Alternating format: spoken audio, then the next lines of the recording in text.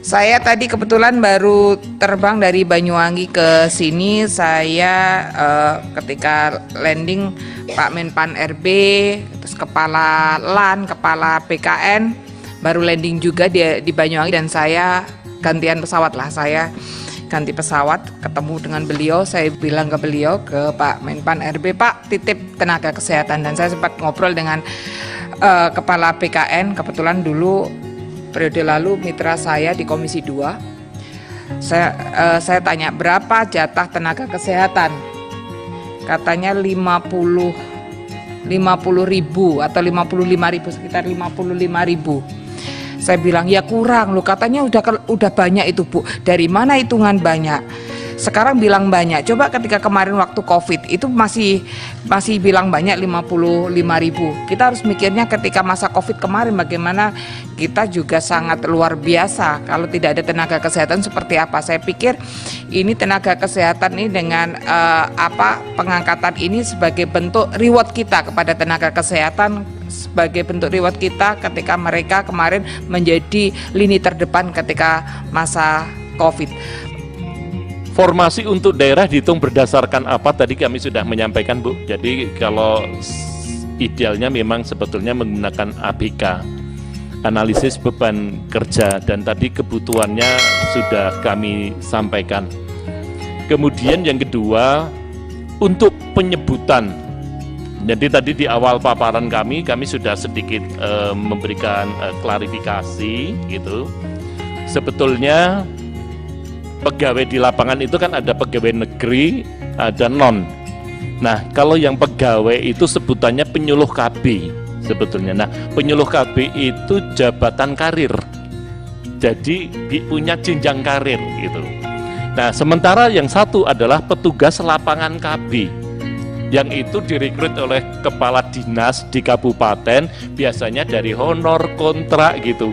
Tapi itu asalnya Bu, tetapi kami menyebutnya tetap itu petugas lapangan KB gitu. Hanya dulu pegawai kontrak lepas, harian gitu, yang kemudian memang oleh regulasi kemudian untuk diakomodir, termasuk kemudian diserahkan kepada kami pada tahun 2017 pasca otonomi daerah. Itu adalah tentang penyebutan. Jadi kalau di kami penyebutannya ya hanya dua, penyuluh KB dan petugas lapangan KB.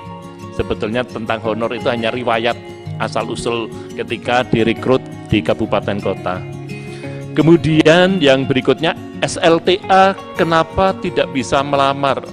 Ini harapan kami bisa melamar Bu. Nah, ini nanti juga kalau tadi kami diminta-minta afirmasi di kesempatan ini mumpung ada Kementerian PAN, justru ini yang kami mintakan afirmasi di forum baik ini, karena syaratnya adalah minimal D3. Dan yang menentukan syarat bukan kami Bu. Jadi tentu regulasi itu yang membuat adalah dari Kementerian Pembina. Jadi oleh karena itu kami petugas lapangan yang SLTA otomatis tidak bisa tertampung. Kalau harapannya waktu kami sempat ketemu Pak Deputi, sebetulnya ada namanya exit strategi. Exit strategi itu menghabiskan orang yang sudah telanjur bekerja di lapangan, itu dihabiskan dulu. Setelah itu habis, baru kebijakan ideal itu diterapkan yang berbasis kompetensi base gitu. Artinya kompetensi itu ya pendidikan, ya skill, attitude, itu silahkan gitu. Tetapi sebagai penghargaan maksud kita sebetulnya itu dihabiskan, sehingga SLTA itu ya harapannya mohon bisa diakomodir. Tetapi sekali lagi karena itu bukan menjadi ranah kami, saya hanya ingin menjelaskan kenapa SLTA itu tidak bisa masuk, karena memang syaratnya adalah D3 melalui pimpinan. Silakan Bu. Ya, kita paham Pak bahwa itu bukan ranahnya BKKBN. Tapi Bapak kan sudah bicara nih hari ini. Nah, Menpan RB, Kementerian Kesehatan, kemudian Menteri Dalam Negeri, tolong dicatat.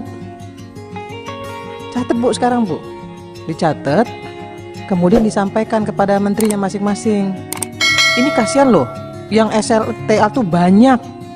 Jangan bikin aturan yang kemudian merugikan orang lain gitu loh.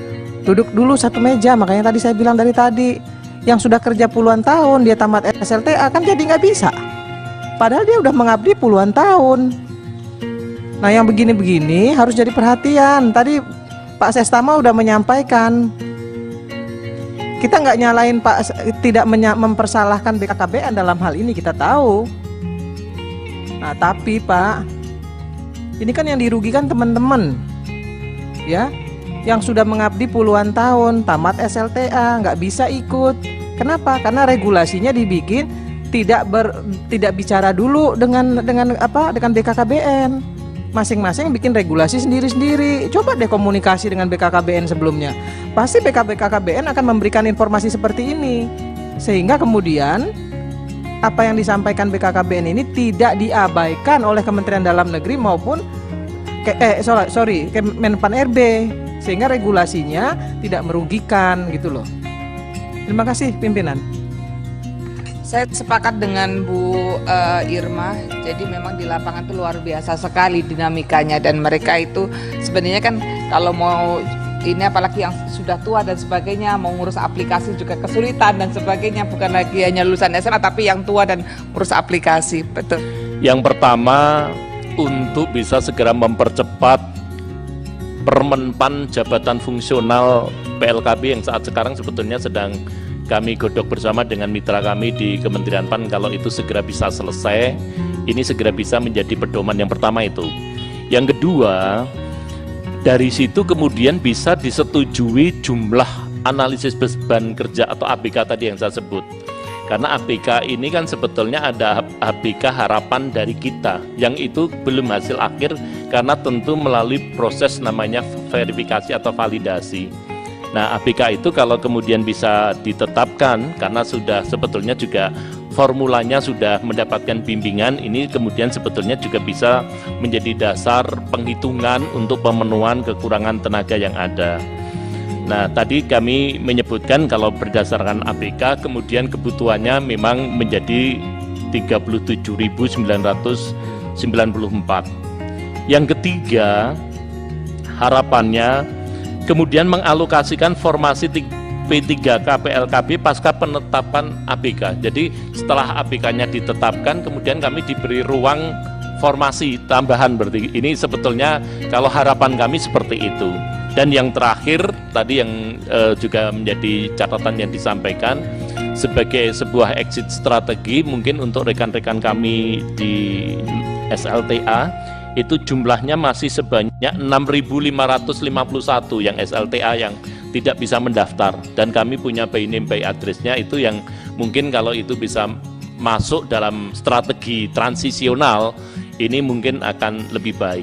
Jadi saya kira itu pimpinan beberapa hal yang bisa kami sampaikan. Terima kasih.